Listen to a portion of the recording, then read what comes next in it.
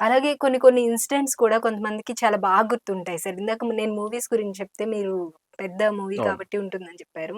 కొంత ఇన్సిడెంట్స్ కొంతమందికి చాలా బాగా క్లియర్‌గా గుర్తుంటాయి. ఎన్ని సంవత్సరాల తర్వాత అడిగినా ఈ టైంలో ఇలా జరిగింది, ఈ రోజు ఇలా జరిగింది, డేట్‌తో సహా ఎవ్రీథింగ్ గుర్తుంటాయి. కొంతమందికి అంత గుర్తుండవు. ఇప్పుడిప్పుడే మనం పేరు చెప్పినా నెక్స్ట్ మినిట్‌లోనే మర్చిపోతూ ఉంటాం. అదెందుకంటారు? ఇదంతా కూడా మెమరీని ఇన్‌ఫ్లూయెన్స్ చేసే ఫ్యాక్టర్స్ చాలా ఉన్నాయి. ఓకే. అందులో ఒకటి ఎమోషన్. హ్మ్. మనం ఎప్పుడైతే ఎమోషన్‌తో కనెక్ట్ అవుతామో, అప్పుడు మనకి ఎక్కువ కాలం గుర్తుంటాయి. ఓకే. అలాగే మనకి బాగా గుర్తున్న విషయాల్లో కూడా మనం ఎమోషనల్‌గా అది పాజిటివ్ కావచ్చు, నెగెటివ్ అంటే ఓకే. హ్యాపీగా ఉండొచ్చు, లేదా సాడ్‌గా సాడ్‌గా. ఉండొచ్చు. ఏవైనా సరే మనకి చాలా కాలం గుర్తుంటాయి. ఓకే. ఇంకొకటి మనకి బాగా సంతోషం కలిగిన విషయాలు కానీ, బాగా బాధపెట్టిన విషయాలు కానీ, మనం మనతోనే ఉంచుకోం. మన పక్క వాళ్ళతో షేర్ షేర్ చేస్తాం. చేసుకుంటాం. మీరు ఎప్పుడు షేర్ చేసినా you are doing revision. Revision. Okay. మీరు 10 మందితో చెప్పారంటే 10 సార్లు రివిజన్ అయింది కదా! అవును. అంటే 10 సార్లు మీరు దానికి ఎనర్జీ ఇచ్చారు. ఆ హ్మ్. మెమరీకి గుర్తుండిపో అని. ఓకే. అందుకోసమే ఎప్పుడూ గూడా మనకి ఎమోషన్‌తో ముడిపడి ఉన్నటువంటి అనుభవాలు, ఆ జ్ఞాపకాలు ఎక్కువ కాలం గుర్తుంటాయి. Okay sir. మీరు కొంతమందికి ఎందుకు గుర్తుండదు, పేరు గుర్తుండలేదనుకోండి. వాళ్ళకి పర్టిక్యులర్‌గా పేరు మీద ఇంట్రెస్ట్ ఉండకపోవచ్చు. ఆ మనిషితో ఏంటి, హ్మ్.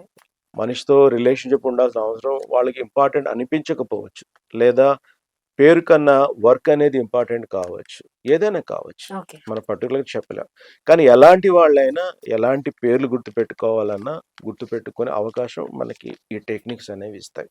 Okay sir. సో, ఎవరు కూడా బాధపడాల్సిన అవసరం లేదు. సో, నా పేర్లు గుర్తుపెట్టుకోవాలి అంటే కనుక వాడికి ఎన్ని పేర్లు కొంతమందికి తీసుకున్నా అన్ని అదే పేర్లు నేమ్స్ వాళ్ళ గుర్తుండవు. కొంతమందికి ఫేసులు ఆ! గుర్తుండవు.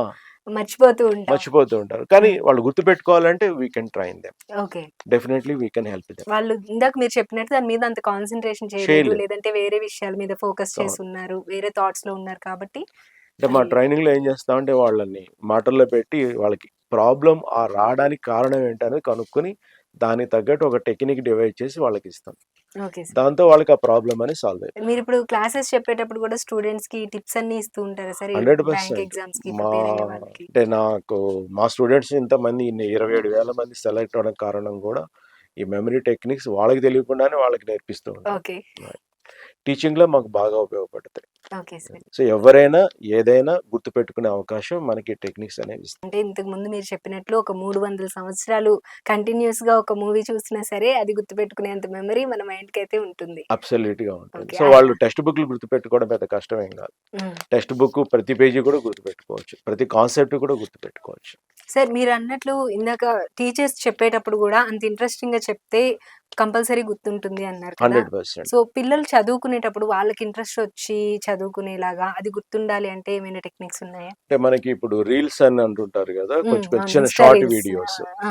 పిల్లలకి ఏ కాన్సెప్ట్ అయినా, ఏ టర్మ్ అయినా హ్మ్. అలా ఒక వీడియోలాగా విజువలైజ్ చేసుకునేటువంటి మనం ఆ టెక్నిక్ అనేది నేర్పాలి. Okay sir. రైట్.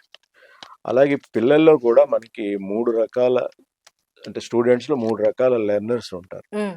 ఒకళ్ళు విజువల్ లెర్నర్స్, రెండోది ఆడియో లెర్నర్స్, మూడోది కైనెస్థెటిక్ లెర్నర్స్. హ్మ్. ఈ విజువల్ లెర్నర్స్‌కి అన్నీ కూడా వాళ్ళు పిక్చర్స్‌తోనే గుర్తుపెట్టుకుంటారు. హ్మ్. ఓకే. బోర్డ్ మీద టీచర్ రాసిన ప్రతి మాట రాసుకుంటారు. హ్మ్. రైట్. బొమ్మలు వేస్తారు ఎక్కువ. డ్రాయింగ్స్ వేస్తారు. వాళ్ళు ఏదైనా కాన్సెప్ట్ అంటే అది రాసి దాని మీద సున్నా చుట్టి అట్లా ఒక ఇమేజ్ లాగా తీసుకొస్తారు. ఓకే. ఆడియో లెర్నర్స్ ఏమో క్లాస్‌లో ఉన్నా సరే వాళ్ళు అలా కళ్ళు మూసుకొని పాఠం వింటారు. హ్మ్. మన టీచర్‌లు మేము నిద్రపోతున్నాడేమో అనుకుంటాం. కానీ వాడు జాగ్రత్తగా వింటున్నాడు. వింటున్నాడు. వాడికి సౌండ్ అనేది ఇంపార్టెంట్. వాడు మాట్లాడితే సౌండ్‌కి సంబంధించిన మాటలు ఎక్కువ మాట్లాడతాడు. ఓకే. సో, వాళ్ళకేంటంటే వాడు చదివితే అర్థం కాదు. పక్కవాడు చదివితే మాత్రం పైకి బాగా వీడికి అర్థం అవుతది. గుర్తుపెట్టుకుంటారు. ఓకే. ఎందుకంటే ఆడియో అన్నమాట. సో, ఇలాంటి కొన్ని ఉన్నాయి. కైనెస్థెటిక్ అంటే వాళ్ళంతట వాళ్ళు చేస్తేనే వాళ్ళకి గుర్తుంటది.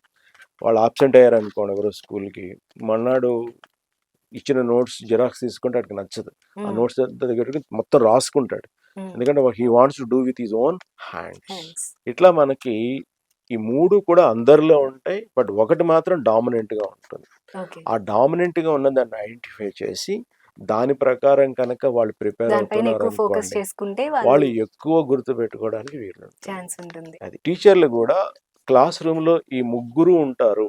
అని చెప్పి ముగ్గురికి కూడా సాటిస్ఫై అయ్యేటట్టు పాఠం కనుక చెబితే పిల్లలందరికీ కూడా అతను చాలా ఇష్టమైన టీచర్ అవుతాడు. అతను చెప్పే ప్రతి పాఠం కూడా అందరికీ కూడా అర్థమవుతుంది. Okay sir. ఇది సీక్రెట్.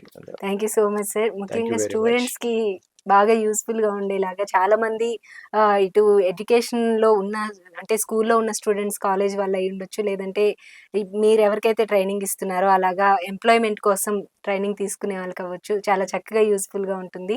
మీతో మరికొన్ని వీడియోస్ తప్పకుండా చేద్దాం మెమరీ గురించి, అలాగే ఎడ్యుకేషన్ గురించి కూడా.